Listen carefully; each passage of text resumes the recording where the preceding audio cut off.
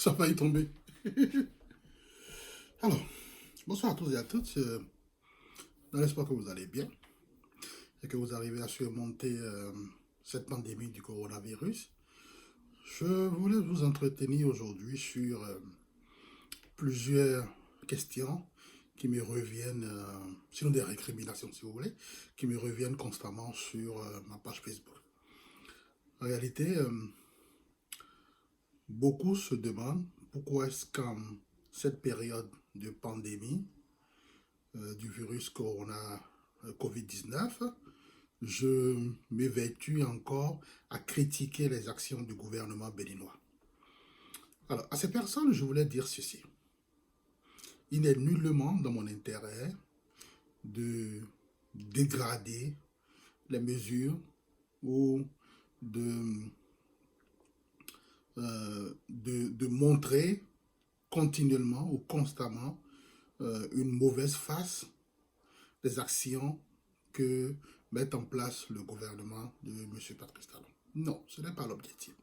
L'objectif n'est pas de saboter les mesures du gouvernement. Mais l'objectif, c'est d'apporter un éclairage sur ce qui se fait et ce qui pourrait se faire pour plus d'efficacité au profit des personnes.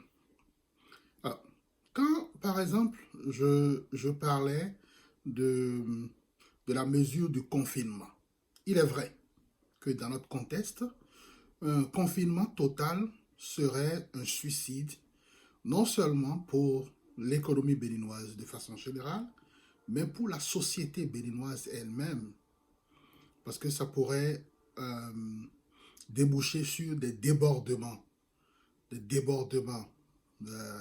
nationaux de personnes, ce qui pourrait remettre en cause la légitimité des institutions et on se verrait devant un scénario comme en 1989 qui a débouché sur, comment on appelle, sur la conférence nationale. Ce qui n'est pas du tout souhaitable aujourd'hui compte tenu de, euh, de la quasi-instabilité de nos institutions et du peu de crédits qui leur sont accordés. Ce genre de choses va remettre en cause même la démocratie elle-même et nous pourrons déboucher sur quelque chose que nous n'avons pas anticipé. Donc mon objectif n'est pas de solliciter un soulèvement national contre le gouvernement de Patrice Talon, mais c'est de mettre en lumière les choses. Parce que quand Patrice Talon dit par exemple que à cause que les Béninois n'ont pas de quoi se nourrir et que c'est ce qu'on gagne la veille qui permet de nourrir le lendemain, ce qui veut dire qu'il met déjà en lumière, comme on appelle, l'instabilité de l'économie, la précarité des emplois, le sous-emploi et le chômage relativement. Alors, c'est un peu déplorable quand même qu'on accepte d'un chef d'État qu'il dise que la majorité des Béninois soient des chômeurs ou des sous-employés ou que l'emploi soit précaire. Quand un chef d'État dit ça et qu'on ne peut pas lui poser la question à savoir quelles sont les mesures qu'il a prises pour que l'économie, pour que le chômage recule, que le sous-emploi soit, que le secteur de l'emploi soit régulé, on se rend compte que tout ce que fait le chef de l'État aujourd'hui ne participe pas à redonner plus de l'emploi, parce que depuis 2016, il y a une politique d'austérité budgétaire, et de ce fait, le pouvoir d'achat des Béninois est réduit constamment, ce qui réduit la taille du marché et la consommation. Alors aujourd'hui, même si le chef de l'État dit que les Béninois n'ont pas l'argent et que pour ça, il faut faire un confinement partiel, c'est-à-dire avoir un cordon sanitaire, comme ils l'ont appelé au Bénin, mais ceci aussi n'est pas sans, comment on appelle, n'est pas sans résultat négatif pour l'économie et de là pour les Béninois de façon générale. Parce que, prenons le cas par exemple des services non essentiels. Ces services non essentiels qui sont par exemple les mécaniciens, les soudeurs, les plombiers, les coiffeuses, les tailleurs, Et toutes ces personnes-là qui vendent du achuta à Misebo, qui vendent au marché d'Antopa, toutes ces personnes qui constituent, par exemple, qui ne constituent pas des services essentiels, mais vont perdre. Or, ces services non essentiels, en temps normal, drainent du revenu qui permet de soutenir la consommation locale, qui permet de soutenir le pouvoir d'achat du marché. Alors, dès lors que ces services essentiels-là ne vont plus fonctionner et qu'après le déconfinement partiel, tous ces services essentiels, la majorité de ces services essentiels seront obligés de fermer boutique.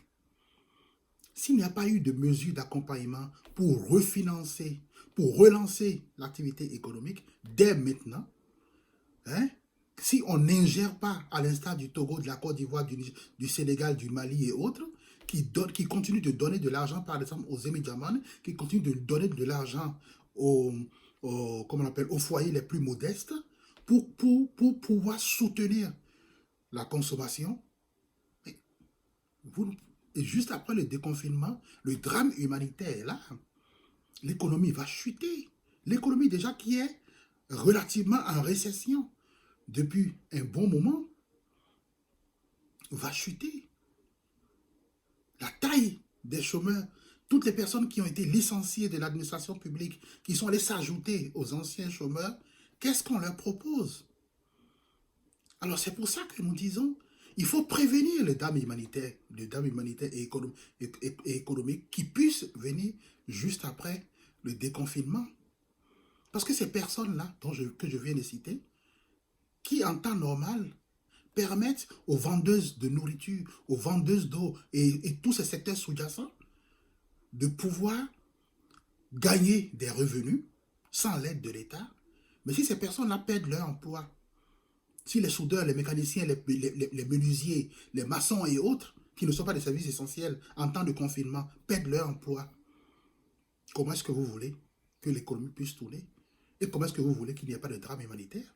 Et c'est pour ça que les autres pays ont continué de financer leur économie en finançant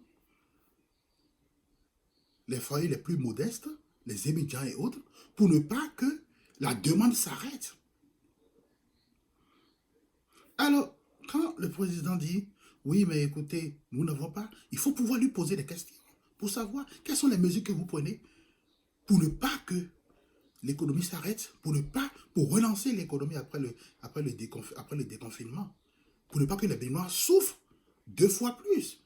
Ils vont souffrir une fois de la maladie et souffrir encore d'une crise économique qui va déboucher sur une crise sociale. Alors voilà des questions que nous essayons de poser au président de la République. Parce qu'aujourd'hui, dans un autre contexte, le président de la République dit, nous faisons de la lutte contre la corruption, il faut de la transparence, et on a évincé des milliers de personnes de l'administration publique. On a mis sur pied, et pour lutter contre la corruption, dans un régime qui veut lutter contre la corruption, mais qui va élaborer un instrument juridique, une loi sur l'embauche, qui flexibilise les contrats d'embauche,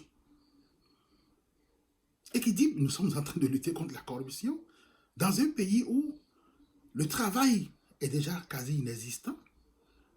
On rend encore flexible le contrat de travail pour qu'on puisse chasser encore des gens du travail, de leur emploi.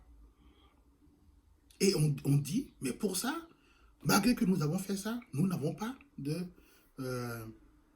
bailleurs de fonds, des entreprises ne viennent pas. Mais aucune entreprise ne peut venir sur un terrain où les services publics sont en constante réduction. Comment on appelle, la taille du marché n'est pas grande.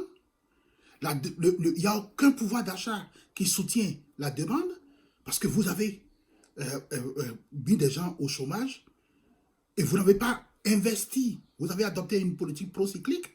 Vous n'avez pas relancé l'activité économique.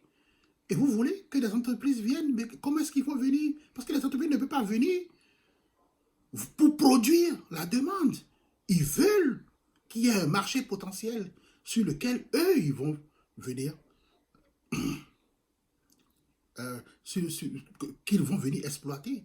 Mais vous n'avez pas de produit de marché. Il n'y a pas de demande. Puis il n'y a pas de pouvoir d'achat. Les populations sont pauvres et davantage plus pauvres. Alors voilà ce sont ces questions-là que nous essayons de poser euh, dans nos différentes posts sur les réseaux sociaux, de sorte à éclairer l'opinion nationale sur les enjeux de cette pandémie, qui ne sont pas seulement des enjeux sanitaires, mais qui sont des enjeux qui peuvent être des enjeux économiques qui vont déboucher sur des enjeux sociaux et qui peuvent aller jusqu'à déstabiliser notre société et remettre en cause notre tranquillité et notre quiétude. Voilà. Pourquoi est-ce que nous faisons cela? Ce n'est pas parce que nous avons un intérêt direct à la déstabilisation ou autre mesure. Non, ce n'est pas pour ça. Et ce n'est même pas dans nos objectifs. Alors, je vous remercie et j'espère que vous m'aurez compris dans ce sens. Et je vous prie de continuer,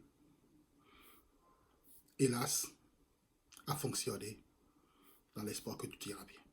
Je vous remercie. Je suis Richard Boniworo. Au revoir.